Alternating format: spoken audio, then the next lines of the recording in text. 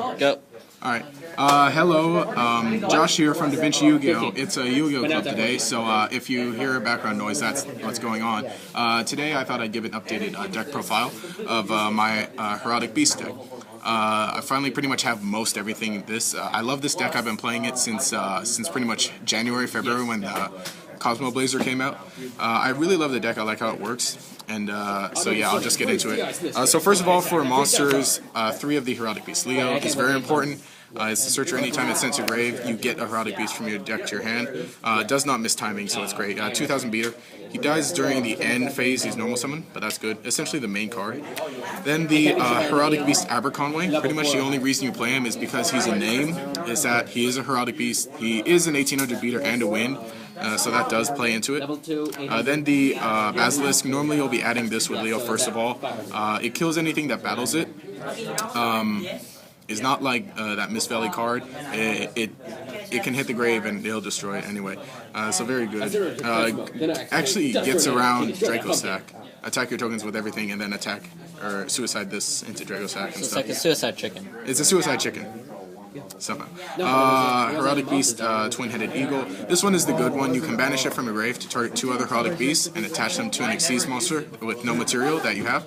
So essentially it refills stuff like Cowboy, refills stuff like Mace Stroke and Black Ship and Shockmaster when the deck had Shockmaster, but sadly not anymore. So that's all for the actual Heraldic Beast. There's that's about 10, I think. Next is the support monsters. 3 Goblindberg because it does help with auto-exceeding, and you do need that very desperately.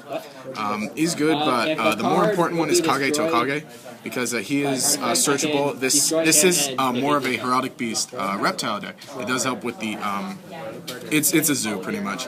There is a neat little engine with Kage to Kage, and since there are reptiles, and I feel like you do need kind of a responsive hand trap. Gentlemander.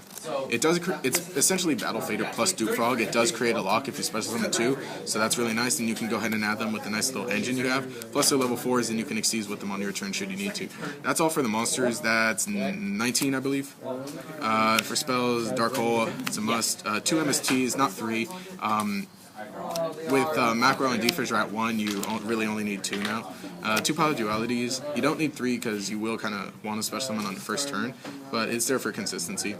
Next, the specific is Heraldry Reborn. It's essentially Monster Reborn for any of your Heraldic Beast monsters. Because you're at 3 and everybody else is at 0. Exactly. And then 3 Advanced Heraldry Art, which is, people compare it to Miracle Fusion, but 4 Xyz monsters and 4 Heraldic Beasts. Essentially, in a way, you can see these guys like the elemental heroes of Xyz monsters, which is what I see. This is essentially what makes the deck good, because you have solid monsters with good effects, but you have 6 overpowered spells in your deck. So that's one of the reasons the deck is good. For traps, easy Mirror Force, Bottomless, 2D Prison, that's more Draco Sack hate, Compulsory, Draco Sack hate, Void Trap Hole, I hate Batman Boxers, and this gets rid of Lead Yoke.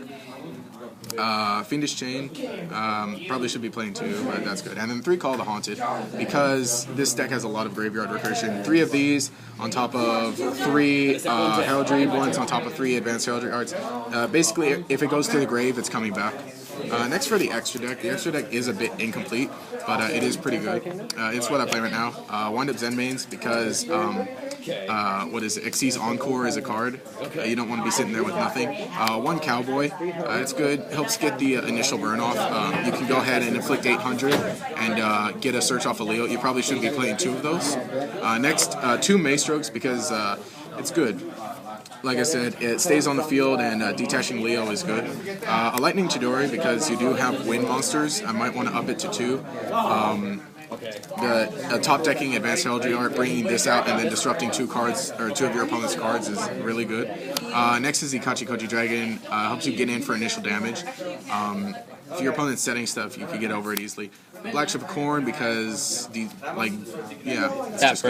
that burn.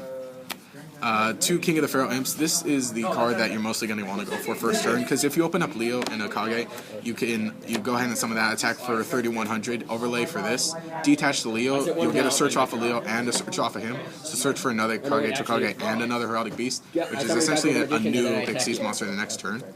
Next is Utopia, or 239 Utopias, and the Utopia Ray. Because top decking into the Advanced Heraldry Art when you're less than 1,000, you make Utopia, and then you overlay for Utopia Ray and get them up to 4,000 or so. It's really good. And Gemknot Pearl, just because number 69, Heraldry Crest. It's good. You probably should be playing number 8 in here. I have the Chimera Tech Fortress Dragon because still from here from locals the other day because I was citing Cyber Dragons for more Draco Sake. But this is irrelevant. Aside from that, it's 14 cards. With this, it's 15. But 14 total. But for 15 total, you probably should be playing another number 8 in here or another Cowboy. Yeah, so essentially that's the deck. Please let me know what you think about it. Please continue to like, subscribe, favorite, and all of that good stuff. Show your support, it really helps, and enjoy Yu-Gi-Oh! So that's it. See ya.